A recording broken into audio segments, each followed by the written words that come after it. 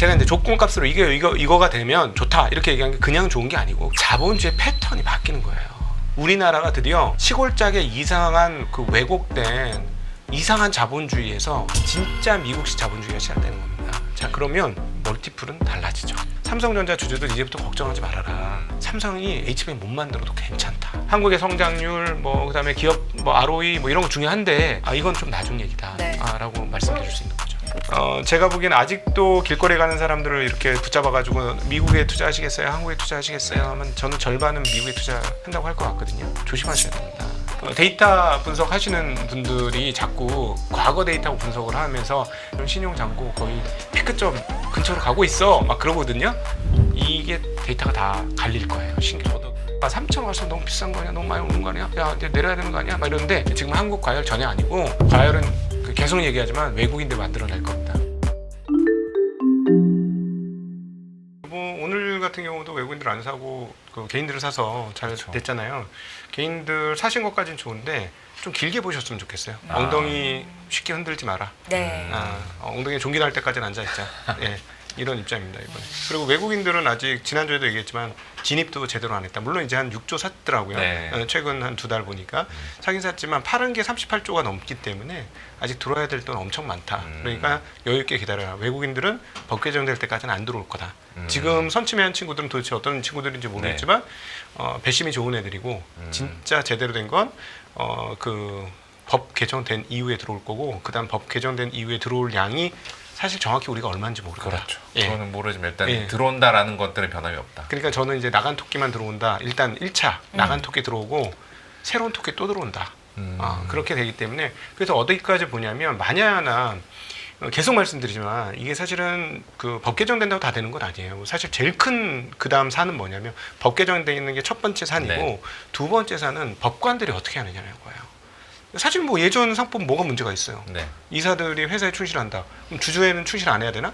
회사의 주인 누구예요? 주주잖아요. 회사에 충실하면 주주에도 충실해야 되잖아요. 그런데 제일모직 사건으로 인해서 이사들의 하는 행동을 그 회사와 주주를 갈라치기를 만들어가지고 그걸 승소하게 만들었잖아요. 그리고 그렇게 되니까 법이 완전 무용지물이 된 거죠. 그러니까 법관들이 기술적 법 해석을 통해서 그런 식으로 또 하면 이거 또 꽝돼요.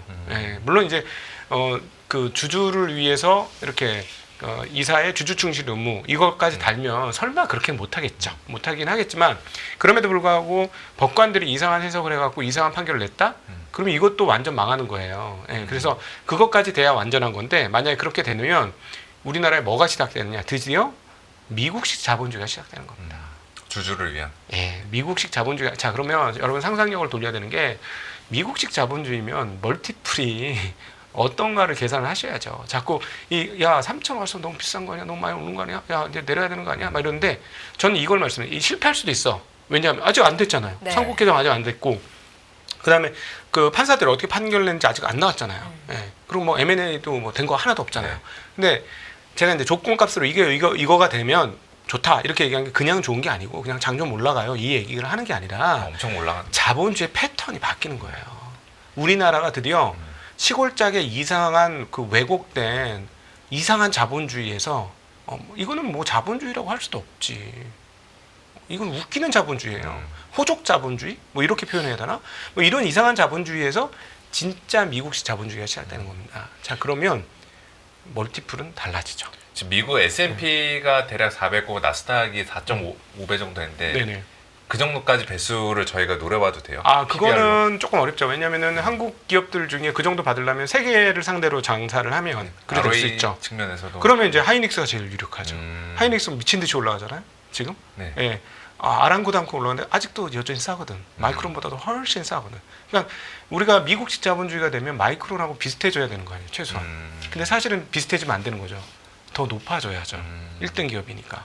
예, 근데 그런 거 평가를 못 받는 게 한국이라서 평가 못 받아 이 말이 없어지는 거예요. 그러니까 미국식 주주 자본주의가 되면 어떻게 바뀔 것인지에 대해서 상상을 하고 지금장을 보셔야 한다라는 말씀을 일단 모두에 먼저 드리고 싶습니다. 네. 그리고 상법 개정 통과되는지를 이야기하셨는데 그 7월 4일로 온 뉴스 보니까 7월 4일에 뭐 통과시키겠다라고 네. 나온 것 같은데 이게 지금 우리가 운빨이 온 거야.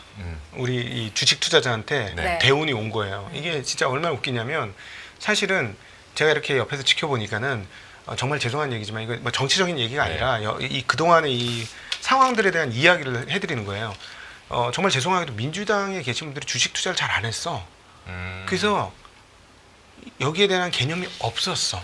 그냥 이용호 의원만 네. 이 업계에 있으셨던 분이니까 아, 상법 개정안을 낸 거죠. 냈는데 안 됐잖아요. 네. 근데 놀랍게도 이 상법 개정이 왜 중요한지를 누가 알고 있었냐면 검사들이 알고 있었던 거예요. 근데 전 정부가 검사 정부잖아요. 그렇죠. 왜 알고 있었냐면 자기네가 검사 측으로 나가서 피고를 붙잡고 이거 잘못된 거야라고 했잖아요.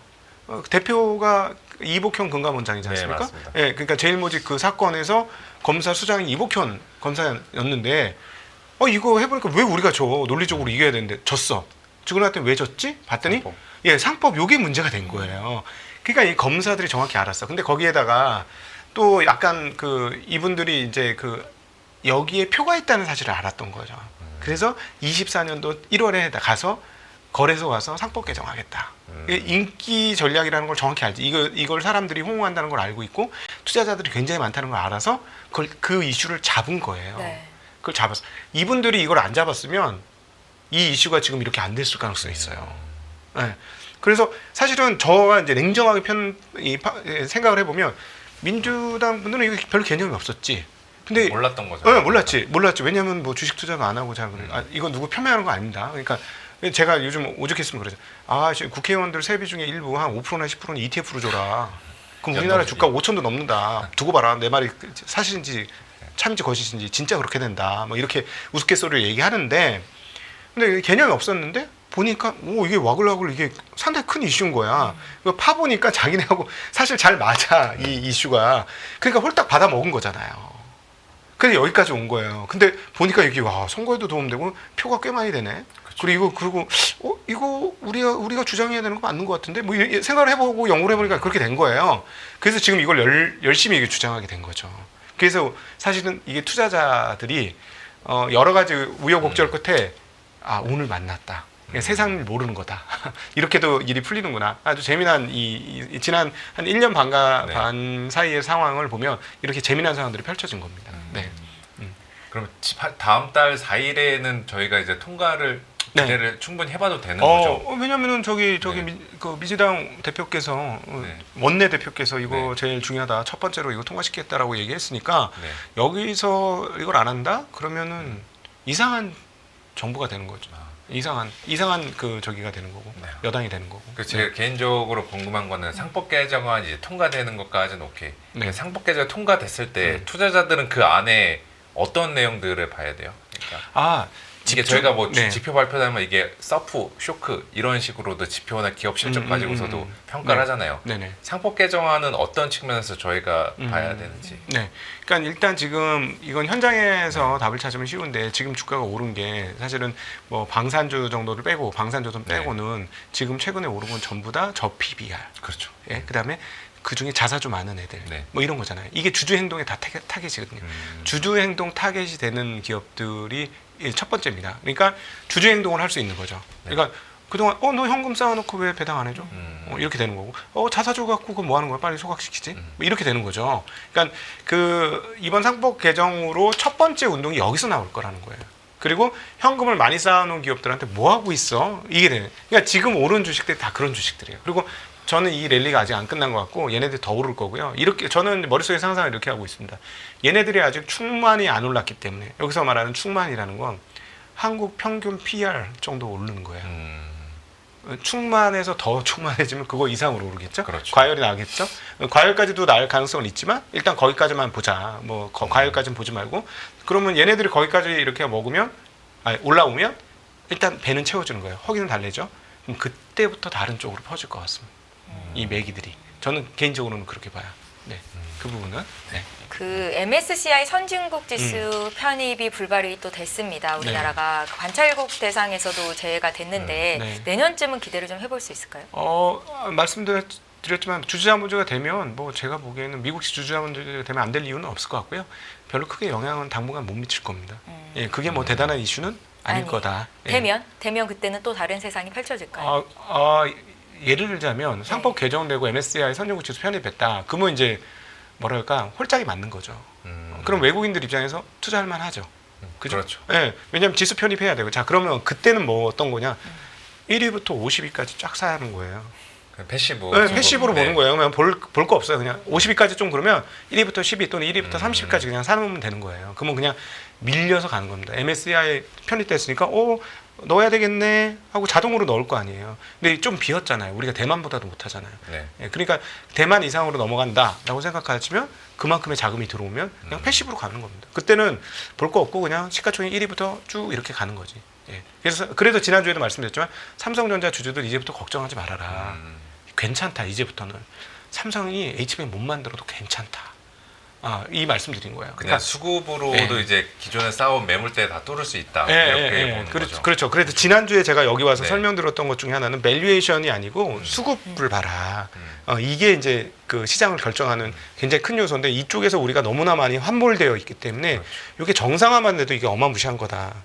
그리고 이게 정상화되면 이쪽으로 영향도 미칠 수 있는데 일단 지금 이건 볼 필요도 없다. 밸류에이션이 중요한 게 아니다. 그러니까 한국의 성장률, 뭐 그다음에 기업 뭐 ROE 뭐 이런 거 중요한데 이건 좀 나중 얘기다. 네. 라고 말씀드릴 수 있는 거죠. 네.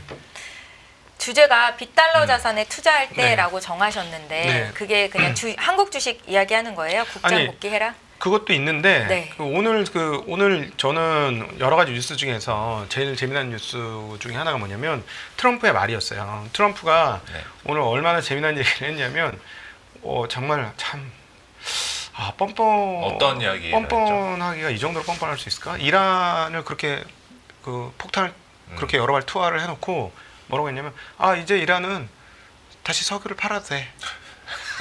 석유를 팔아야 되고 중국은 이란한테 석유 사가도 돼. 그리고 중국은 이란한테만 사지 말고 우리 것도 좀 사가. 와 이렇게 얘기했어요. 정말 대단한 대통령이신데 정말 전무후무한 대통령이 나오셨는데 저는 이거를 보고 좀 깜짝 놀랐어요.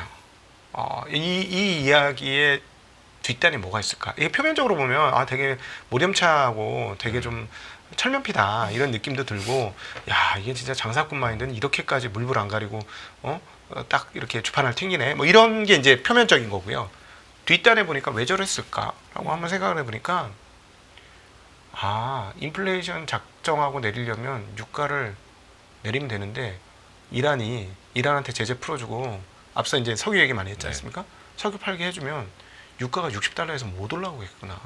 공급이 더 풀리니까요. 그냥 바닥에 박박 기겠구나. 게다가 사우디도 증산해야 되겠다고 했고 점유율 잃으면 안 되겠다고 했고 이런 식이 되면 그냥 아예 그냥 바닥에 쫙 깔려 있겠구나. 그러면 뭐 그 미국한테 물건을 주는 공급 측에서도 원재료가가 떨어지는 개념이 되니까 그러니까 일부 관세를 조금 감내할 수 있는 상황도 올 수가 있겠구나. 유가 하락분이 이제 관세에 대한 상승분을 상쇄시켜줘. 일부 상쇄를 하겠죠. 많이는 뭐 전부는 아니겠습니다만은 이것도 되겠구나. 그러면 트럼프가 미스터 투 레이트라고 하는 이 파워를 그렇게 비난하는 이게 전략이 또 뒤에 숨어 있을 수도 있겠구나. 왜냐하면 지금 최근에 우리 한 의원님이 이런데 저보다 훨씬 전문가시지만 그 주택 가격, 렌트 가격 이런 쪽 지금 계속 떨어지잖아요. 네. 그러니까 즉 미국 내에서의 서비스는 가격이 계속 떨어져요. 그러니까 인플레이션에서 굉장히 중요한 요소가 미국 자체 내에서는 떨어지고 있어요. 이거 명백하거든 지금. 근데 우리가 걱정하고 있고 파월과 FOMC 그 연준이 걱정하고 있는 건 뭐냐면 관세 그렇게 때렸는데 물건값이 얼마나 폭등하겠어. 그러면 인플레이션 당연히 오지. 그러니까 지금 상황에서 인플레이션 올 수 있고 그다음에 기업들도 그거 초조해서 지금 걱정하고 있고 이런 상황에서 우리가 함부로 금리 내렸다가 안 돼. 좀 기다릴 거야. 이랬는데 그 트럼프 행정부에서는 계속 지금 욕하고 있고 파월과 연준을 왜 금리 안 내려? 거의 비난 수위를 너무나도 높이고 있던. 말이 안 된다는데 좀 심하다 생각했고 그 동안에는 연준이 맞았던 것 같거든요. 근데 지금 서비스 가격 나오고 있는데 만약에 유가가 떨어지면서 공급 측에서 가격이 조금 떨어지면 어떻게 될까? 아 그러면은 생각보다 인플레이션이 7월 달에 나오는 우리가 받을 6월 달 네. 데이터조차도 아. 아 그렇게 높지 않을 수도 있겠군. 그러면 이제 몰리는 거예요. 연준이. 우리는 그냥 자기 자리 지킬 네. 거야. 근데 거기에다가 벌써 트럼프 1기 때 당선된 월러 이사하고 그다음 누구야? 미셸 보먼 네. 이사가 둘 다 투표권이 있습니다. 네. 이 투표권이 있는 분들이 7월 달에 금리 인하하겠어. 게다가 7월 30일이에요. 맞죠. 상당히 근거 있어요. 네. 7월 달 금리 인하 가능성이. 자, 그게 떴습니다. 근데 그 이야기가 뜨고 나서 월러 이사, 미셸 보먼 이사 얘기가 뜨고 나서 무슨 일이 벌어졌냐? 지난 한 달 반간 강력한 지지라인이었던 10년물 4.36이 깨집니다. 그렇죠. 4.2까지 내려갔죠. 예, 지금 4.2로 내려왔어요. 자, 근데 놀랍게도 금리 떨어지는 속도보다 달러 떨어지는 속도가 더 빨라. 98에 깨져버렸어. 아, 이거 혹시 그 차트 보시면 아시겠는데 11월 달에 트럼프 당선된 이후로 살짝 오르더니만 저희 달러 값이 지금 10%가 넘게 빠졌어요. 네. 그럼 이거는 저기 우리 어디야 그 미건 보고서인가 있잖아요. 그 미란 미란 보고서 뭐 이런 거 있잖아요. 뭐 그거 얘기를 안 하더라도 결과치가 지난 6개월 결과치를 보니 얘네는 달러 약세를 원한다라는 거고 금리까지 낮아지니 거기에 더 호응이 된다. 이 무조건 달러 약세다. 이게 저처럼 채권 가격이 너무 좋아서 채권 미국 국채 함부로 사지 마라. 지금 은행하고 지금 증권회사에서 미국 장기채 사라고 막 여러분들을 꼬실 텐데 네. 조심해라. 국채는 먹는다. 저처럼 국채 수익률은 오케이다. 네. 근데 환이 너무 급하게 깨져서 커버가 안 될 거다. 그러니까 그 국채로 수익을 낸다고 하더라도 환 쪽에서 환했지 않은 상품들은 이제 네. 그걸로 깨질 수가 있다는 그럼요. 거죠. 제가 장기물을 4.5에 샀어요. 네. 잘 샀지. 4.3 깨졌잖아요. 좋잖아요. 네.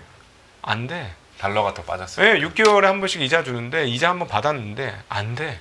한 차손을 감당이 안 돼요. 네. 제가 보니까 최소한 2년 잘못하면 공치게 생겼어요. 음. 이자 2년치 받아도 환 차손으로 다 메꿔놓고 나면 끝날 것 같은 거예요. 그럼 2년 날아가는 거예요. 그러니까 그런 부분에 있어서 좀 조심하셔야 되겠고 그래서 이 지금 제가 보기엔 아직도 길거리에 가는 사람들을 이렇게 붙잡아가지고 미국에 투자하시겠어요? 한국에 투자하시겠어요? 네. 하면 저는 절반은 미국에 투자한다고 할 것 같거든요. 조심하셔야 됩니다. 예. 아직은 미국 주식시장에 그렇게 작년처럼 들어갈 때는 아니다. 이렇게 그러니까 환해서 보장이 안 돼요. 지금. 그러니까 이런 분들 있잖아. 나 어차피 미국 살아. 지금 이 방송 보시는 미국 사시는 분 있으잖아. 그렇죠. 오케이 좋아요. 문제 없어요. 나 어차피 나 사업하는데 달러 많이 필요해. 네. 오케이 그런 분들도 괜찮아요. 그런 분들은 어차피 달러 쓰실 거니까 문제 없습니다. 전혀 환전 안 하고 그냥 쓰시면 되니까. 근데 원화밖에 없는데 미국 가겠다고 원화를 달러로 환전해가지고 미국 투자한다? 아이고 제가 당해보니 여기서 먹어봐야 다시 갖고 올 때쯤 되면 남는 게 별로 없어. 근데 게다가 세금은 내야 돼. 그렇죠. 그러니까 이게 양쪽으로 터져요. 예, 그 부분 좀 조심하셔야 돼요. 지금. 그래서 제가 이제 달러 자산 말고 비달러 자산을 보자. 그 분위기 보니까 인플레이션도 좀 안정될 것 같은 분위기가 이제 드디어 막 네. 이번 중순부터 올라오고 있는데 그럼 금리 내리잖아요. 네. 7월 못 내려도 그다음 무조건 내리는 거예요. 그렇죠. 최소 2번이에요. 많게는 서너 번까지도 내릴 수 있는 거잖아요. 이제 그 상황이 그렇게 바뀌니까 이러면은 달러 약세를 못 막는다. 미국도 원하고 있고 그러니까. 예, 그래서 비달러 자산을 좀 생각을 해야지 무조건 작년 말처럼 달러 미국 좋아 이래가지고는 안 된다. 예. 그러면 달러와 자산이라고 하면 굉장히 범주가 여러 개잖아요. 네. 이 중에서 뭐 한국 증시는 당연히 좋은 거는 맞고 네. 그 외에 추천할 만한 국가나 자산 네. 좀 있으실까요? 지금 금값도 너무 많이 올랐고. 네. 근데 조금 우리 한 의원님도 그런 생각할 텐데 이전 그 2011, 12, 13년의 금값 고점하고 네. 이번 고점하고 조금 느낌이 좀 다른 것 같아요. 그러니까 그때는 와 이거 너무 심하다, 위험하다 이렇게 생각이 들었는데 뭐 지금 이런 생각이 들어요. 저 개인적으로 너는 금을 어떻게 생각해? 그러면 그냥 모르겠는데 먹을 게 많이 줄어들긴 했는데 그렇다고 완전 위험한 것 같지도 않은 것 같아. 이런 들고는 가야 될 것 같은 자산. 네, 약간. 일부는 네. 갖고 갈 수는 있지만 그렇지만 크게 먹으려고 생각하지 마. 이미 많이 올랐어. 네. 이런 정도인데 왜 이런 생각이 드냐면 아니 미국 자산이 휘청휘청 돼버리니까 기댈 자산이 없는 거예요. 그리고 전 세계 통화 약세 퍼레이드고. 네. 그러니까 그래서 이제 그 금값이 최고치가 왔고 최고치 온 다음에서 잘 안 떨어지는 이유인 것 같아서 뭐 그런 자산으로 조금 이동을 할 수 있다. 근데 저는 뭐 그렇게 안 하겠죠. 저는 당연히 국내 자산, 네. 국내 특별히 주식 자산. 네, 훨씬 더 집중하게 될 것 같습니다. 네. 알겠습니다. 금도 일부는 포함해도 된다라는 말씀과 함께 앞서서 그럼 국내 증시에서 저PBR주, 자사주가 많은 곳에 주목하자 앞으로도 더 갈 거다라고 하셨는데 조금만 더 자세히 설명을 부탁드릴까요? 네, 그러니까 그 이번 지금 랠리가 네. 그 예전처럼 생각할 때 와 이거 뭐 벌써 3,100이고 우리나라 역사적 고점 뭐 7%밖에 안 남았고 이제 뭐 여기서 이제 먹을 게 뭐가 있어 7%밖에 안 남았는데 이제 내려야지. 어? 야 또 물려 또 2, 3년 물리는 거야. 막 이런 생각을 하실 수 있는데 네네. 제가 웃기는 정성적인 얘기를 좀 드리고 싶어요. 우리 일반인들이 훨씬 와닿도록. 네. 자, 우리 연합 그 뉴스 연합 인포맥스 라이브가 이제 자리를 꽤 많이 잡았고 꽤나 유명한 분들이 많이 나오고 애널리스트로는 정말 한국 최고의 애널리스트 여기 제일 많이 나오는 거의 채널이잖아요. 모든 채널 중에 여기가 탑 채널이죠. 탑이죠. 네, 제가 그죠? 우리 업자들은 알아. 네. 아니, 제 오른쪽과 왼쪽에 앉아 계십니다. 우리 업자들은 알아. 여기에 네. 나오는 사람들의 그걸 보면 얼마나 대단한 채널인지. 근데 자 보세요. 광고 안 붙잖아. 네. 왜 광고가 안 붙어? 과열 아니에요. 과열 절대 아니에요. 여러분 이런 걸로도 읽어보세요. 일상적인 네. 신호로 봤을 때. 예. 네. 이 정도 채널의 광고가 한 10개는 붙어야 돼요. 그렇지 않습니까? 뒤에 막 이런 거 네. 다 해놓고 막. 예, 그렇죠. 네. 그러니까 옛날에 그 저희 이제 업자들이 정말 황당했던 고점들이 몇 개 있어요. 네. 어떤 것들이 있냐면 그 M사에서 판매한 인사이트 펀드라는 게 있었어요. 엄청나. 그 정말 난리가 났었고 그다음에 S사에서 판매한 봉주루 무슨 땡땡 펀드 뭐 이런 게 그렇죠. 있었어요. 그때 정말 난리도 아니었거든요. 그때 그 조 단위로 막 그 몰리지 않았나요? 예, 수조 이상 몰렸죠. 그러면서 막 얼마나 웃겼냐면 M사 아닌 증권사에서도 이거 운용사에서 하는 거니까 네. 모든 증권사가 팔 수 있는 상품이었잖아요. 인사이트 펀드. 네. 우리도 인사이트 팝니다. 플랜카드 막 붙여놓고 그랬어요. 네. 지점에서. 그거 막 팔고 싶어가지고. 네네. 근데 요즘 뭐 여러분 그런 모습이 있나요? 그래서 제가 아까 오죽했으면 길거리 가는 사람 10명 중에 투자하는 사람 10명을 찍어가지고 미국 갈래요? 한국 갈래요? 하면 아마 반반쯤 될 겁니다. 아직도. 아니에요. 이게 과열이면은요. 작년 12월 미국처럼 되는 거예요. 지금 한국 과열 전혀 아니고 과열은 계속 얘기하지만 외국인들이 만들어낼 겁니다. 외국인들이 3조 이상 돈 다시 집어넣으면서 막 시장이 올라가면 그다음 과열이 나올 거고 그다음에 데이터 분석하시는 분들이 자꾸 과거 데이터 분석을 하면서 특별히 신용 잔고 보면서 야 벌써 2020년 신용 잔고 거의 피크점 근처로 가고 있어 막 그러거든요. 예, 저 하나 드리고 싶은 건 이번에 모든 것을 다 신기록을 쓸 겁니다. 모든 신기록이 다 바뀔 거예요.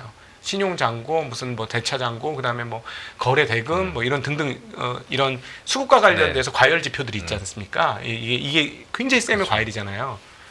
이게 데이터가 다 갈릴 거예요. 신기록. 저도 그 의견에 동의하는 게 대차나 신용잔고 절대 금액은 지금 쭉쭉 올라가고 있는데 네. 시가총액으로 나눠서 보면은 시가총액 대비 비중으로 보면은 아직 거의 못 올랐어요. 네, 맞아요. 오히려 그게 더 정확하죠. 시가총액으로 나누고 이런 식으로 하는 게 지수 훨씬 올라간 것에 네. 비해서 개인들 베팅 자금이 그렇게 세게 들어온 건 아니다라고. 네. 보죠. 그럼요. 그러니까 지금 뭐 과열 저희- 신호는 지금 등장하지 않고 있다. 네, 저희 주변에 있는 친구들 뭐 좋아서 희희낙낙 아유 그런 거 별로 안 보이는데 아직.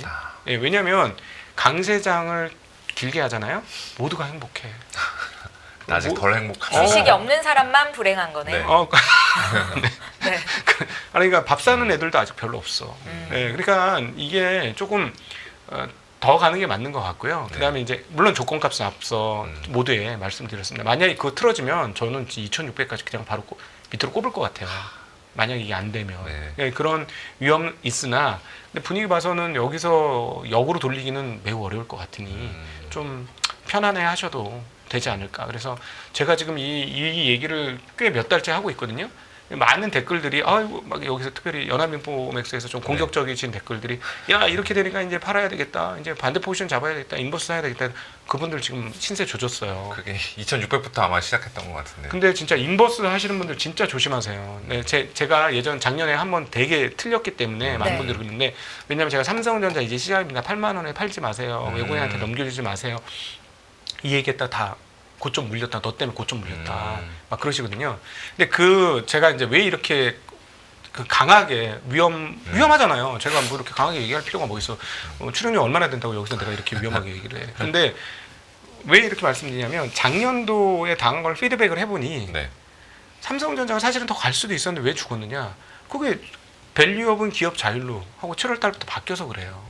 그러면서 외국인들이 썰물처럼 빠져나가고 그렇죠. 팔기 제일 좋은 주식인 삼성전자를 그냥 드립다 던진 거예요. 그래가지고 주가가 그렇게 많이 빠진 거거든. 그러니까 삼성전자는 고점에서 얼마가 빠졌어요? 한 5, 60% 빠졌지 그렇죠. 않습니까? 8만 원에서 5만 원이 깨졌었으니까 그렇죠. 엄청나게 빠졌잖아요. 그러니까 한국 시장도 안 좋았고 그랬는데 그 이유는 단순히 반도체 때문이라고 표현할 수가 없어요. 네. 거버넌스 쪽과 관련된 네. 사안이었네요. 네, 그러니까 전체 거버넌스, 네. 한국 전체 거버넌스. 그래서 이번에도 제가 계속 모두에도 말씀드렸죠. 삼성전자 주주들 이제부터 좀 마음 편하게 느긋하게 있으셔요. 삼성이 못해도 갑니다. 네, 잘하면 더 잘 가지만 못해도 갑니다. 물론 이 알파를 찾으시려면 더 잘하고 있는 하이닉스가 좋은 거죠. 계속 지금 하이닉스가 앞서서 좋잖아요. 근데 어쨌든 그럼에도 불구하고 삼성전자 갖고 계신 분이 슬퍼하시지 않으셔도 되는 게 시장 정도는 갑니다. 오늘도 마찬가지. 요번 일주일간 계속 그러잖아요. 많이 따라왔죠, 삼성전자. 예, 시장보다 못하다가 지금 오히려 시장 앞서기 시작해요. 최근에 와서 이게 바로 베타, 그러니까 시장 종목의 특징입니다. 네. 이게 이제 드러나고 있는 거니까 그래서 너무 조급해하지 않으시고 좀 느긋하게 하셨으면 좋겠고 그 다음에 계속 말씀드리지만 20년을 기다린 장이 오고 있는 것처럼 느껴집니다. 우리가 너무나 오랫동안 기다린 장이기 때문에 젊으신 분들 몰라요. 지금 이게 어떻게 전개될지 여러분 감이 없어요. 경험해보지 않았기 때문에. 그렇죠. 예, 선배로서 경험을 해보니 계속 말씀드려요. 상승장은 장중 조정이야. 제가 후배들한테 계속 얘기해요. 상승장은 장중 조정이야. 그러니까 우리 후배들이 이해를 못해요. 왜 또 가지? 좀 심한 거 아니에요? 이상한데? 그렇죠. 해석이 안 되는 거지 지금. 이번 금요일 날이라 최근 일주일 동안 봐도 초반에 많이 빠지고 시작했다가 그게 다 메우면서 올라왔잖아요. 그게 장중 조정이라는 말씀이죠. 맞습니다. 그래서 제가 지금 굉장히 운용하는 사람 입장에서 힘들어요. 왜냐하면 그러니까 제가 강세론자를 펼쳤기 때문에 저한테 최근에 돈 맡아달라고 하시는 분들 꽤 많이 오잖아요. 괴로워요. 살 기회가 없구나. 살 기회가 없어요. 내가 사고 싶은 주식들이 있는데 쫙 빠져요. 1.5% 오케이 빠져라 3%만 빠지면 나는 오늘 들어간다. 막 이러고 딱 기다리고 있어요. 안 내려와. 장막판에 보합에서 끝나든가 약보합에서 끝나든가. 맞죠. 그 다음 날 틱 하고 올라. 와 그러니까 지금 그러니까 새로 공부를 해야 되는 거예요. 근데 이 종목은 뭐 이미 너무 많이 올랐으니까 막 7, 80% 올랐으니까 나는 양심상 이걸 어떻게 태우냐. 물론 더 갈 것 같긴 하지만 나는 무서워서 못 태우겠다. 갖고 있는 사람 영역이라 이분들이야 뭐 이미 먹었으니 들고 갈 수 있지만 새로운 분들은 나 못 태우겠으니 뭐 다른 건 이제 찾아야 되는 거예요. 그러니까 좀 힘들어. 찾으면 알려주세요. 정보를 좀 공유해 주십시오, 각도기님. 제가 엉덩이 무겁게 들고 갈 만한 섹터를 여쭤보고 싶었는데 아마 각도기님을 계속 팔로잉 하시는 분들이라면 어떤 업종들, 종목들 눈여겨보고 계신지 알 수 있으실 것 같습니다. 달러 약세 기조화에 지금은 빅달러 자산에 투자해야 할 때다라는 말씀 오늘 들려주셨고요. 각도기의 전략 노트 여기까지 듣겠습니다. 각도기님과 함께했습니다. 고맙습니다. 네, 감사합니다. 네, 감사합니다.